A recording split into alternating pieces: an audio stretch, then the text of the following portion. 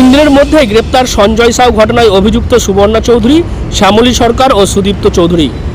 ডানকুনির 9 নম্বর gate এলাকার বাসিন্দা সঞ্জয় সাউকে পুড়িয়ে মারার অভিযোগ ওঠে তারই প্রাক্তন স্ত্রী সুবর্ণা ও তার স্বামী সুদীপ্ত চৌধুরী এবং তার মা শ্যামলী সরকারের বিরুদ্ধে। দোষীদের গ্রেপ্তারের দাবিতে ক্ষিপ্ত এলাকাবাসী মৃতদেহ ফেলে রেখে বিক্ষোভ দেখান। অবশেষে এলাকাবাসীর দাবি মতোই 3 দিনের মধ্যেই 3 অভিযুক্তকে গ্রেপ্তার করল ডানকুনি থানার পুলিশ। পুলিশ সূত্রে জানা গেছে সুদীপ্ত চৌধুরীকে তদন্তের স্বার্থে রিমান্ডে নিয়ে এসেছে ডানকুনি থানার পুলিশ। সুবর্ণা ও শ্যামলী এখন বিচারাধীন।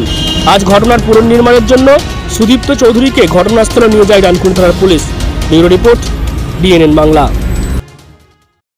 আপনার বিরুদ্ধে অভিযোগ যে আপনি পুড়িয়ে মেরেছেন সঞ্জয়কে, কি বলবেন? আমি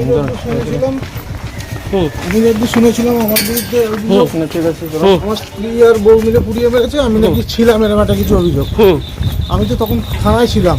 আচ্ছা, জানাতে আমি প্রথম থানায় জানাই যে এরকম ওখানে গন্ডগোল চলছে, গাড়ি পাঠান। তাহলে আপনি কি মানে করেননি কাজটা? আমি ছিলামই না ঘটনাস্থলে।